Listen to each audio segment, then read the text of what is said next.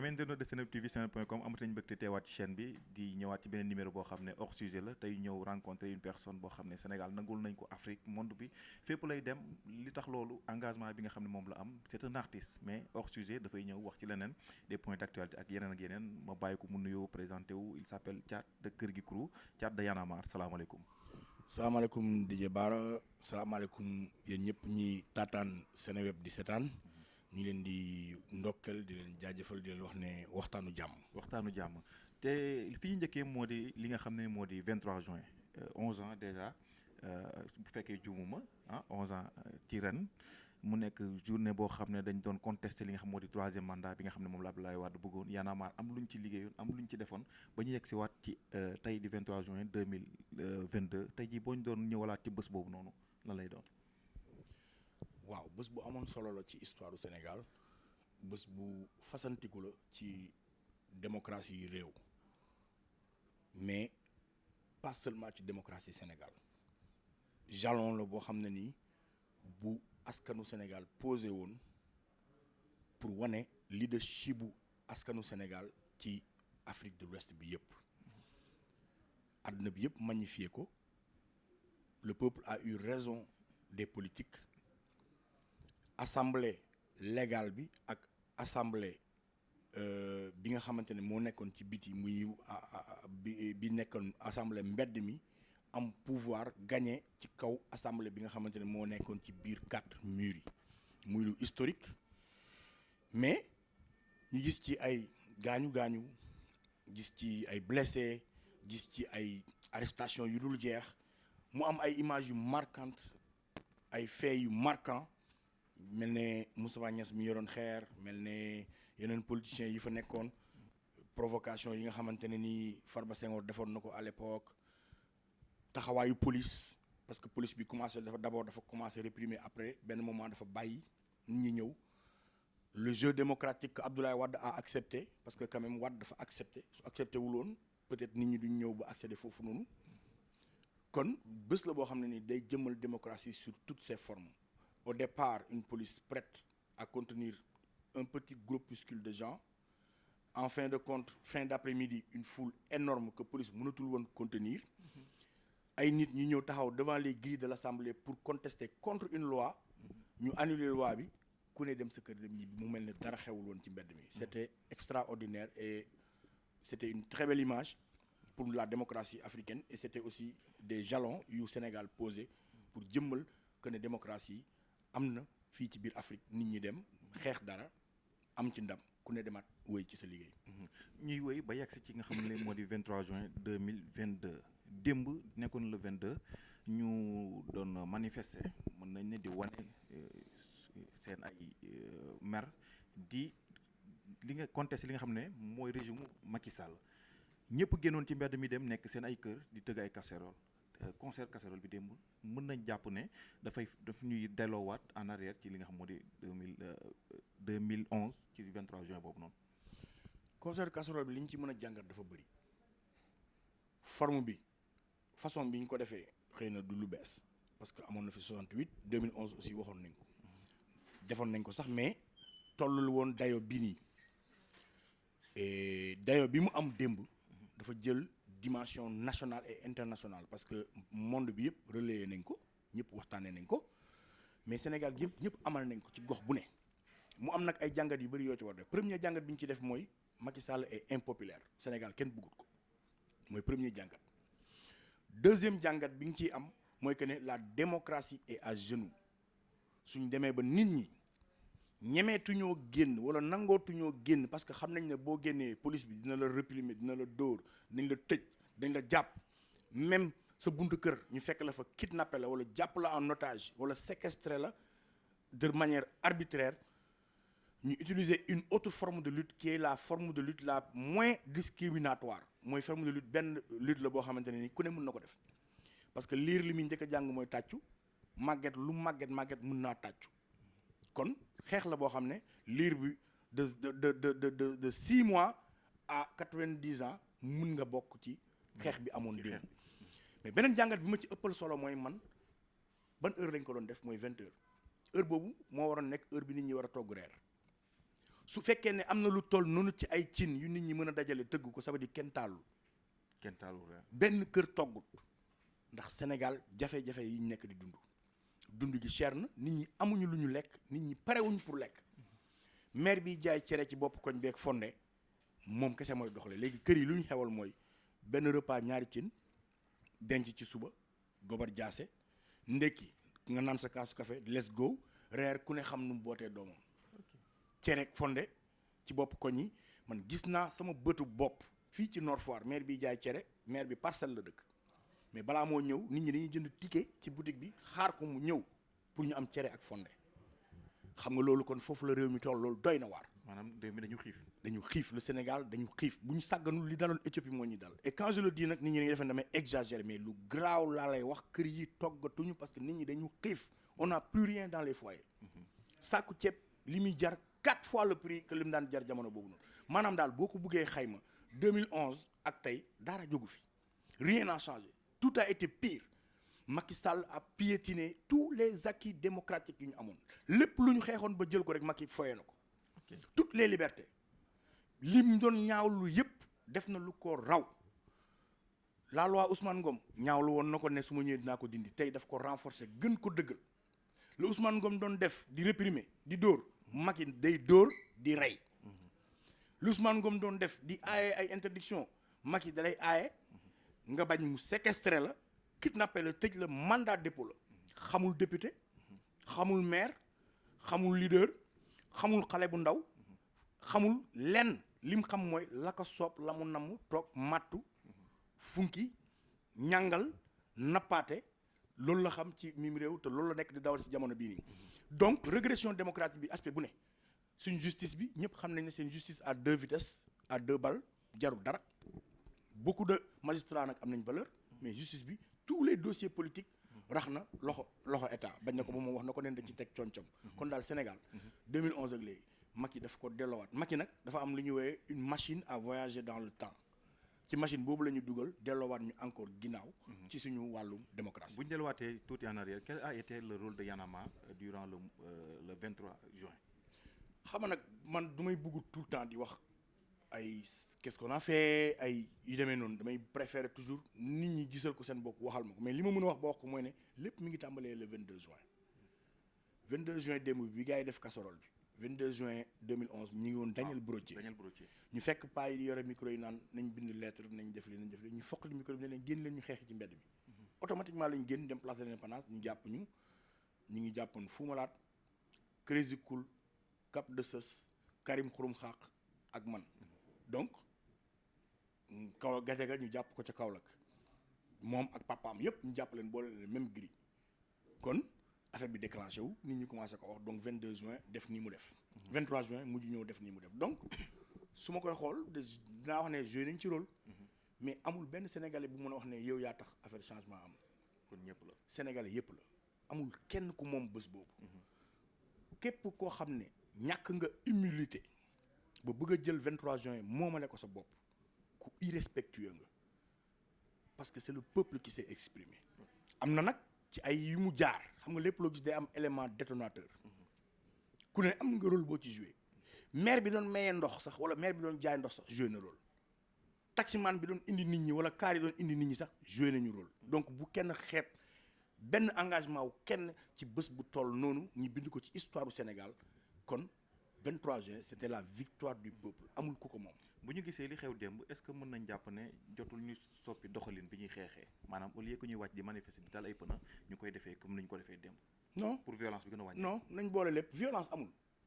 xam nga la mooy violence non violence boo ko déggee mooy xeex am na xeexuñ y a pas de violence. te mu am ay mort. non moom laa foofu laay ñëw. ok fi may li ma bëgg a expliquer mooy soo déggee ñu ne lii violence la mooy da ngay dóor may dóor mais loolu amu fi. torture moo fi am torture ki yore police yore armée yore ay yet yore ay liif commandé ay lacrymogène ak ay ndox mu tàng kooku moom moo def un état policier un état de répression da ngaa mës a gis manifestant buy génn yore xeej wala paaka wala jaasi amut ñoom ñoo yore nervi ñoom ñoo yore police gendarmerie ñoom ñooy réprimer ñoom ñooy dóor donc amul rapport de force benn nit moo am dooleem di ko imposer ñëpp di dóor ñëpp léegi nag di rey sous le règne de magistrat Macky Sall y a eu 23 morts tous tués jamais retrouvé un coupable amul coupable ba tey 23 morts 23 personnes ont été assassinées liquidées même je dirais même pas assassinées mais liquidées de sang-froid amul kenn kuñ ci jàpp te li ci gën a ñaaw day dem ci famille di leen may ay ceeb ak ay xaalis mais famille yooyu ñu doon may ay ceeb ak ay xaalis ñu ñàkk ci lu ëpp ci 13 personnes on peut dire lan la ci la Y'en a marre joué bu fekkee ni defaguñ ci dara lan ngeen di xaar pour dox ci loolu pour que ñu xam ñan ñoo rey ñooñu. waaw mais def nañ ci luñ mën bind nañ mémorandum dem nañ ba ci sëñ bu mag ci réew mi Touba jébbal ko kooku wax na ak Macky mais Macky àdduwul kenn Macky dégluwul kenn gis nga ku Macky di déglu ci réew mi Macky Macron lay déglu di Macron moo tax moom mooy Macron lay déglu c'est le petit Macron donc faalewut askanu Sénégal parce que askanu Sénégal taxu ko jóg enquête ba léegi ñu ngi koy laaj di ko réclamer bokk na ci point yi ñu waxoon ak sëñ bi ba tënk ko mu ne dinaa dem wax koog Macky ba tey amul sottiwul il y aura jamais de coupable et naa la ko wax il y aura jamais de coupable dina am nag ay boucs émissaires peut-être dinañ ko jéem mais jamais on retrouvera de coupable parce que d'ailleurs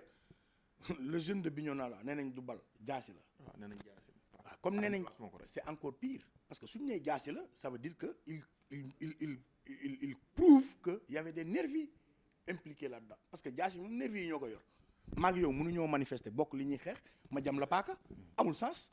adversaire bi forcément moo la jam kon y avait la présence de nervis donc avec cette autopsie ils viennent de confirmer qu'il y avait des nervis ci biir police bi et c'est encore pire kon amul nu ñu ko mën a rafetalee loolu te jamais le droit sera dit jamais justice ñu rendre ko. mais par rapport à ces violences là est-ce que jàpp tamit opposition bi am nañ ci wàll. amuñ ci benn wàll l'opposition. ñoom ñooy woote bu ñu leen autorisé ñu wàcc bu ñu autorisé te ñu wàcc. waaw mais pourquoi ñuy ñàkk autorisé c'est un droit constitutionnel il faut autoriser systématiquement Abdoulaye Wade daan autorisé Macky Sall li lay wan ne il n'est pas démocrate moom en 2011 il a fallu ñu def suñu 7e journée pour que moom mu soog a ñëw 7e journée le 23 juin 17h la fa egsi xaw ma 16h ñëwul matin bi de bi muy tàng tàkk booy di ko raak ñoom kilifa taxaw ci buntu gris Mergado non Mergado bi c'était après Mergado bi c'était au mois de janvier mooy bi ñu waree valider la candidature de Abdoulaye Wade Mergado bi boobu moo nekkoon 7e manifestation parce que Y'en a marre daf ne woon on va occuper la place de la nation obélisque comme la place Tahrir chaque jour dañuy dem Abdoulaye Wade bàyyi ñu laajatu ñun autorisation heure bu ñu xëyee dañuy dem ñu toog 7e jour si la Macky di soog a ñëw parce que Abdoulaye Wade dafa jël benn cordon def ko buntu RTS ne léegi bu leen ñëw RTS yéen yem leen foofu seen obélisque yéen a xam mais bu leen ñëw RTS indi loi Ousmane Ngom teg ko muy aaye Dakar ak li ko wër poste Médina jëm Cap des Biches Cap Manuel donc loolu moo indi loi boobu looloo indi loolu noonu mais Macky 7e jour bi la ñëw une semaine après la Macky dafa soog a ñëw indi Mergado te bi mu ñëwee ñu ne Abdoulaye Wade nekk na candidat lacrymogène commencé tàkk moom avant heure ba nee na muy dem donc xamul quoi dundul jafe-jafe président la boo xam ne nii dafa ñëw par accident Macky trajectoire am yëpp boo ko xoolee il a été pistonné partout amul lenn lu mu am parce que daf ko jàng wala daf ko xam heure bu Abdoulaye Wade meree faj meram oo Macky ne ko kaay jël place bi mais Macky soo xoolee son cursus yaakaar bi mu waroon cristalliser ci sénégalais yëpp mooy ku jóge ci famille bu ndóol ñafe jàngee kii ci réew mi kese xëy doon fi président ça devrait faire rêver tous les autres sénégalais mais malheureusement c'est un cauchemar. ok même bu fekkee ne opposition bi duñu responsable ci mbir mi est-ce que mën nañ jàpp kii di Ousmane Sonko ne moom am na ci lu mu ci joué par rapport à. non Ousmane Sonko il joue son rôle d'opposant xam nga il faut que nit ñi nag di bàyyi di wax ne ñaar ñi taxaw di xeex la leen jotale ka am doole moo ko indi ka am doole moo yore fetal di dóor ki ñàkk doole après ñu wax ki ñàkk doole yow lan moo ci sa responsabilité il faut qu'on arrête amul benn nit bu opposition bu responsable de li xew ci dëkk bi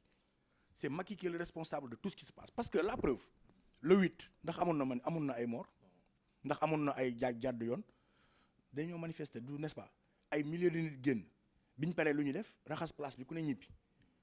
kon kay solution bi mi ngi noonu bàyyi nit ñuy manifester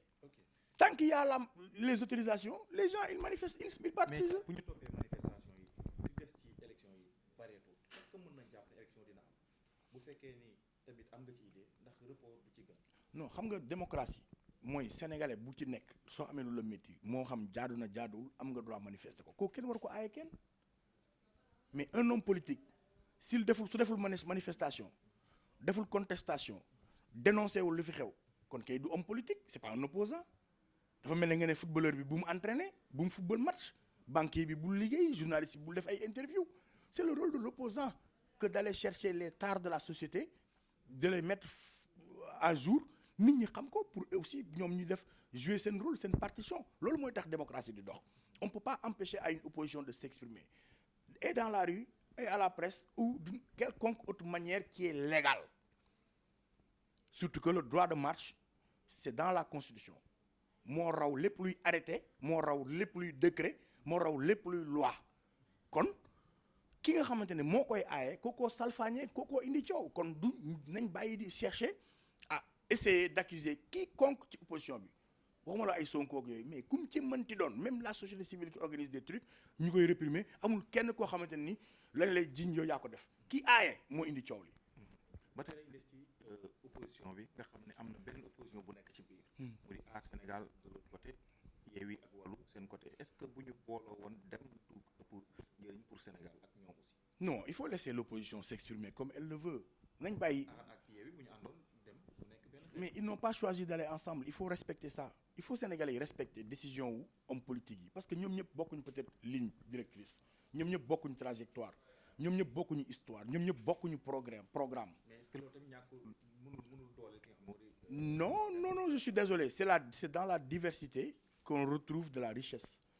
et la richesse de notre crème politique aujourd'hui de l'opposition c'est qu'il y a une diversité il y a tous les profils et ça c'est important il faut que Sénégalais yi bàyyi di wax noonu nañ ànd naa fekk baaxul si fekkee ne mënuñoo ànd te ku ne mën dem utali boppam mais ñi dem utali seen bopp moi je suis d'avis que chaque individu a la liberté de choisir kan lay àndal ak kan la dul àndal kenn warul imposer kenn ku muy àndal d'ailleurs démocratie sax li ko waral mooy ku ne nekk la nga doon tabb ko la neex maintenant Sénégalais yi duñu ay dof c'est à eux de juger lan la opposition bi proposé dans sa majorité ou dans toute sa composante ak lan la pouvoir bi proposé. non ñun Y'en a marre du mouvement pour dem di uti une quelconque comment dirais-je conquérir un quelconque pouvoir la preuve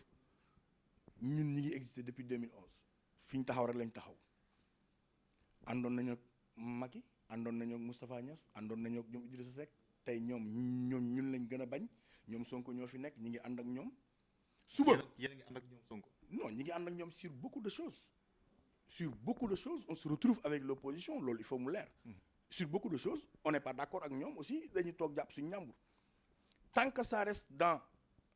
ce qu'on appelle le respect du jeu démocratique ñun ça nous intéresse vraiment pas du tout la preuve le 8 gisoo ñu fa. intéressé wu leen woon. non pas que intéressé wu ñu woon mais c'était le combat de la coalition Yewwi contre le pouvoir et un combat qu'ils devaient ñoom assumer et prouver et montrer que ñoom aussi am nañ force de frappe. mais le 29 aussi c'est le même combat. non ce n'est plus le même combat. Là ce n'est plus le combat de Yewwi parce que la démocratie a été prise en otage dañoo jàpp Mame Diarra Fam jàpp Déthié Fall ay député dindiwuñu seen malaanu kiiraay te fekkuñu leen ci flagrant délit dafa leen jàppee ak fañ waroon ak lañ leen di jiiñ bokkut ñu jàpp Ahmed Aïdara un maire Macky dafay faj ay meram Ahmed Aïdara moo la gën a xam ne Macky dina fexe tout pour jàpp ko parce que ñaf waaja nu tuddati rakam ja Aliou Sall Guédiawaye loolu Macky mënu ko baal il fallait mu jàpp par tous les moyens Déthié Fall moo téye waa réew mi yëpp demuñu uy ji Macky boo xoolee Idrissa Seck rek moo ñëw jëriñul dara Macky xott la jëlee réew mi Idrissa Seck donc Déthié Fall moo téye ñëpp il fallait que mu jàpp Déthié parce que Déthié moo téye réew mi Mame Diarra Fam elle a sa liberté de ton donc Macky dafay def ay tract ces arrestations sont très bien ciblées ak a xam lu muy def ak a xam li mu bëgg a def kon ñun loolu bi nekkee xeexu Yewwi intéressé wu ñu woon parce que ay sénégalais lañ société civile lañ dañ doon observer mais nag biñ ñëwee bunkeriser buntu kër Sonko nekk doo fi génn def ko Barthélémy Diaz jàpp ñële de manière arbitraire nekkatul affaire Yewwi c'est devenu l'affaire de tous les sénégalais. est-ce que ñi ngi déglooti baatu société civile bi ba léegi comme ni ñu ko doon dégloo jamono yooyu. waaw mais société civile ku ko dégluwul da nga xamul ne yow ci nga bokk rek la société civile c'est toute organisation qui n'est pas politique ñun on doit sortir des carcans et des standards européens yi nga xamante ne ñoom ñoo ñuy définiral suñu forme et modèle de société bi ñu war a am. J'ai l'habitude de le dire dans toutes mes conférences. seen ay indicateurs bokkul ak ñun. Le seuil de pauvreté en Europe ñu ne ñu xool ñu ne salaire bi gën a moyen 1300 euros la kooku pauvre la. salaire bi gën a tuuti. fii boo ñëwee ñu ne la 65000 la ñu bëgg jël même indicateur bi copier coller ko teg ko fii mënul sotti bokkul. donc ñu nañ am suñu propre réalité. société civile boo xamoon ne yow ci nga bokk kon doo wax ne société civile mooy nangam soo xamoon ne sëriñ si lañ bokk ASC yi si lañ bokk mbootaayu femmes yi ci koñ yi ci lañ bokk. parce que tout ce qui est apolitique non militaire non paramilitaire appartient à la société civile. Maintenant elle s'organise, elle s'active ou elle est inactive ñaar yooyu moom moo am. Les formes de lutte elles diffèrent. Même le mot activiste tu peux être activiste en politique comme activiste dans la société civile. Et d'ailleurs le mot activiste soo ko tekkee en français c'est péjoratif bu dee en anglais la am na sens de activisme am na sens mais boo ko indee ci français saaga la mooy koo xam ne yëngalkat la kuy yëngal rek. ok ko mooy faiseur de trouble. koo xamante ni désordre rek yëngal. moo tax ñun on préfère nous appeler les militants. nous sommes des militants de la liberté de la démocratie voilà man moo ma gënal. boo ma waxee activiste nag en anglais am na sens boobu baax. parce que en français c'est péjoratif. malheureusement. mais activisme du liggéey. et société civile tamit du liggéey. il faut gars yi bañ a fàtte loolu société civile du liggéey. activiste du liggéey de. politicien du liggéey da ngay am sa liggéey. di jël ci sa bopp ak sa temps di ko jox sa réew. man damay liggéey. ci sama liggéey laa jógee nii ñaata yoon la ñu waroon toog. ci sama liggéey laa jógee damay liggéey.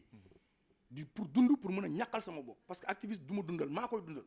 maa ciy def sama moyen maa ciy def sama temps maa ciy perte sama temps donc activiste képp ku foog ne liggéey la nax nga sa bopp. ok beneen point boo xam ne mënuñu woon ñëw te wax ñu ci mooy récemment gis nañu Youssou demoon na Bercy pour la 12e fois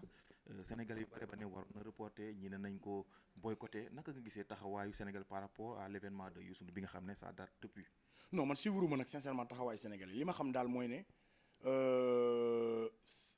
gars yi il faut ñu dissocier Youssou Ndour le partisan de Benno Bokk Yaakaar ak Youssou Ndour l'artiste. L'artiste quand même c'est son art qui le fait vivre bu ko deful du mën a dund. dafa mel ne dëkk bi tar na mais banquiers yi ñu ngi liggéey. menuisiers yi ñu ngi liggéey maçons yi ñu ngi liggéey. donc bu dee artiste nga sa liggéey mooy nga dem def ay prestations kon man awma droit liggéey jamono bii nii man awma droit kon liggéey. parce que artiste la dama am naa droit ma mën a yëy ci sama art. keneen ak keneen. maintenant l'homme politique Youssou Ndour mën nga ko critiquer wax ko lu la neex man mii ànduma ak l'homme politique Youssou Ndour. l'homme politique Youssou Ndour. dara ma intéressé wu ma parce que lépp lu muy def dama jàpp ne de travers la koy def mais l'artiste il a le droit d'aller exprimer son art ailleurs pour faire vivre li muy def et faire vivre son orchestre. kon man xaw ma lan la maintenant nag ci ay discours am le fait que mu bokk ak Macky loolu on peut en parler démocratie la am na droit far fii ku mu neex nga critiquer ko loolu ku ne am nga ci droit boo nekkee ci espace public bi mënoo bañ ñu critiquer la mais nag artiste bi moom am na droit dem wëyi parce que loolu moom mooy tax aaram dund mais xëy na li muy représenter ak espoir bi muy susciter ak dimension bi mu am moo tax peut-être beaucoup de Sénégalais indigné wu mais dama jàpp ne rek pour def Bercy il faut minimum 9 mois nga préparer ko et on l'annule pas comme ça kon vraiment côté boobu mënuma ci vraiment attardé wu. dafa am sa ñaari confrères. ce sont des frères pour vous. mu di Simon. ak ki nga xam ne moo di Kilifeu. yoon nekkoon daloon na seen kaw. jotu nañ leen a jàpp actuellement am nañ LP. ñi ngi fii mais gisatuñ leen ci activité Y'en a marre yooyu noonu dañu génn mouvement bi wala lu xew. non génnuñu mouvement bi c'est normal dañu nekk ci loxol yoon il y a une affaire en cours. ñu yàkkamti lool nag jugement bi am le 7 juillet bii lañ wax ne ci lañ koy dàq nañ ko ñaari yoon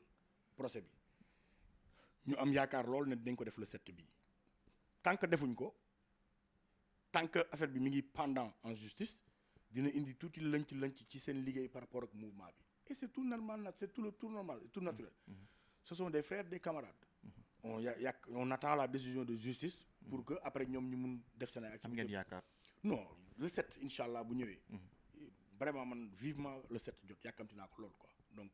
le 7 na ñëw ñu def li ñu def parce que namm naa li may ci yan état d'esprit lañ nekk. non cool Kilifeu mi ngi ci dara la moom xam nga baana la heure bi mi ngi ci ay xaram di jaay ay xaram yu mag lay jaay. waaw Simon il a lancé une marque africaine. sénégalaise même di liggéey ak ay uude. consommé local ay uude ñu defar ay dàll ay jacket ay jean commencé na ko depuis super longtemps d'ailleurs le consommé local Simon boo ko xoolee depuis presque 2 ans depuis 2 ans 3 ans Simon presque solatul ay affaire yu jógee feneen ah tout ce qu'il porte fii lañ ko defaree tailleur yi ñoo ko ñaw donc lancé woon na loolu depuis donc ci loolu la nekk ci loolu lay liggéey kilifa mi ngi ci ay xaram ak ay bëyam donc voilà quoi donc ils sont bien ñu ngi leen di ñaanal ñu jàmm et puis affaire bi gaaw jeex ñu nekk si leneen ko sénégalais yi soxla nañ leen les sénégalais ont besoin d'eux. lan lañ mën a jàpp ne loolu Y'en a marre di teg ci fan yi ñu ñëw wala après le 29 mooy nekk surtout combat. ñun daal li ñu wax mooy na Macky autorisé le 29 waaye Yewwi dem def seen manifestation su ko maa ngi ñëw su ko autorisé wul